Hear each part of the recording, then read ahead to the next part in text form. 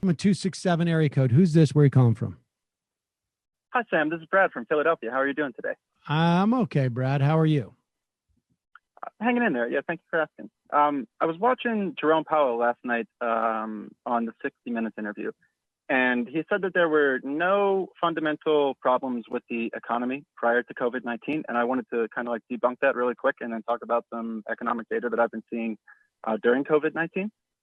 Yeah, dude. I let me just add before you go into this. So Joe Wiesenthal, is that his name from who's at Business Insider? Is that it? Bloomberg. He's at Bloomberg now, but he's at Bloomberg. He wrote a piece the other day saying that he thinks this downturn that we're experiencing, I mean, obviously not to this degree, but there was a downturn that started in like the last quarter of 2018. But go ahead. Okay, so I've been looking at a lot of Mark Blight's work, and he has done the research to find that 70% of the U.S. GDP comes from consumer spending. And credit card debt had reached its highest ever levels in the summer of last year, along with there were 7 million people that were 90 days delinquent on their auto loans, and there were about 6 million homes that were already in forbearance, even before we get into the overnight repo trouble that kind of happened in the markets in September when they were trying to like fund enough liquidity. And I think that you can look at just like a multitude of different markers that show that the consumer was like falling or just like piling up debt in order to continue like keeping the economy going. So I think that if you look into like some of that, you can find that there were many, many flaws and fundamental problems even before COVID-19. And then moving into COVID-19, I've been looking at inflation, deflation in different goods and services. So things that have deflated in cost have been apparel is down about 48.9% for women's and girls' apparel. Men's clothing is down about 43%. Footwear is down about 38%. And then if you go down not to in terms of prices, you mean in terms of purchases? No, like actual cost of the goods. So they're slashing the cost of the goods because they can't sell them. So a lot of businesses are finding they're having excess inventory. They don't have storehouses to store the inventory. There's no consumer demand to buy the goods. They make the goods cheaper. They still don't sell many of the goods. They sell them at a loss. And then my prediction of what this would mean long-term would be you have a downturn in manufacturing and a multitude of layoffs because there's a glut of inventory out there that hasn't been purchased yet. Right. So there's also data that shows and proves this. From February to March, the savings rate in the United States climbed from 8% to 13.1%, which was the highest savings rate increase since November of 1981. So rather than people going out to spend into the economy, which is what they need us to do in order to keep it running, people are saving their money in order to prepare for downturn. So that kind of coupled with the fact that, goods are going down, I kind of just see it being like a spiral for like a lot of different industries. And then one final thing to talk about maybe would be what's going on with commercial mortgages and the commercial mortgage-backed securities. I'm seeing that in 1 month, the property values have gone down 10% for apartments, 20% for malls, 9% for offices, 15% for strip retail, and the list like kind of goes on. So I'm kind of thinking that if more people are going to be working from home, that means offices are going to continue to lose value. Right. People may begin like an exodus out of cities, right. And now you may have like property values falling. And I kind of just property values falling. These, well, let me just say, in terms of residential property values, I think they're going to fall probably in cities. I think rent is going to drop in cities, and I think in suburbs, property values are going to probably go up. Right. Yeah. So I live in North Philadelphia, and I'm actually kind of worried that where I live, value will go down, and yes, as you said, suburban areas will go up. And the final thing that I wanted to mention is kind of what happens with the compounding debts and interest. Because all of the loans have interest on them, they can never be fully repaid. There's not enough money in the system to actually pay the loans that go back out because you're always piling interest on top of the debt. So this is where everything ends up just on the Federal Reserve balance sheet graveyard when things go bankrupt because you're growing debt faster than you're growing anything else. So I've just, a lot of these things are beginning to look really worrying that regardless of how much they try to bail out these different sectors, the bottom just seems like it can continue going downward.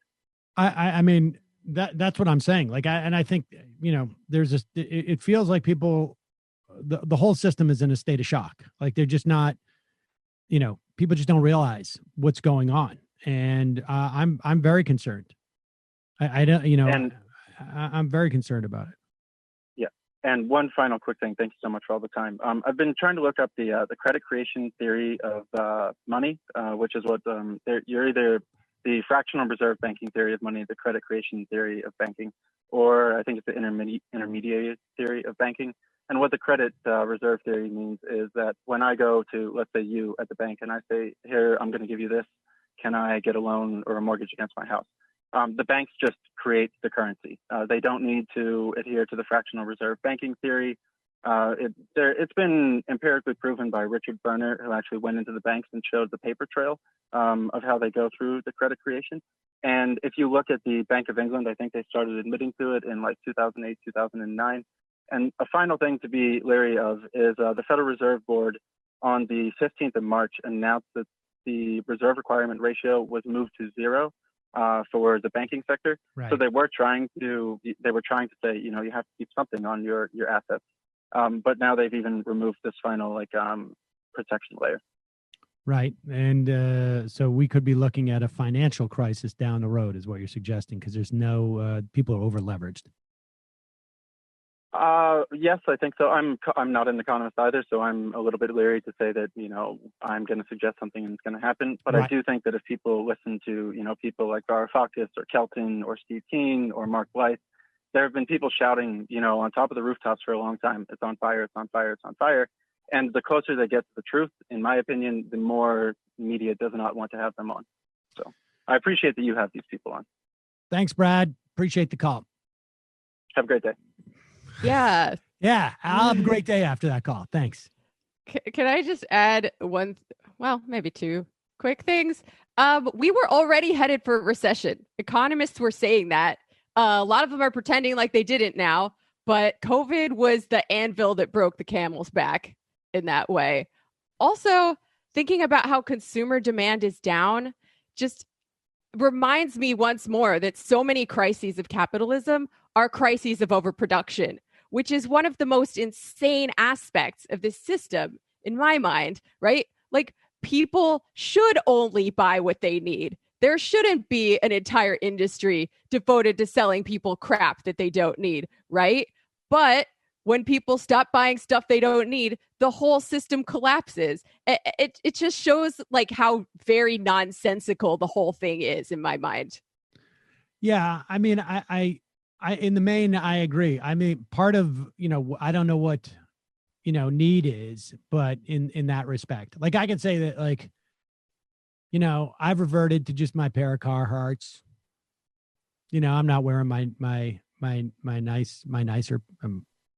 nicer pants, and that's because I'm not going anywhere. You need the essentials like food, shelter, and like my Twitch stream subscriptions, for instance. Right, exactly.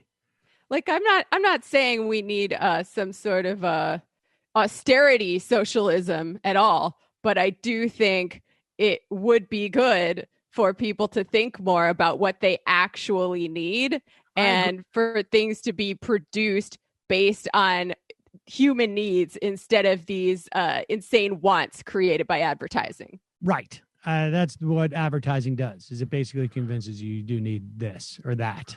Yeah. And it's, it's going to be interesting to see, when we get to the other side of this, if there are, what positive values come out of it. Surely there's going to be some. Not 100%. I can't quite see them quite yet, but call them from an 847.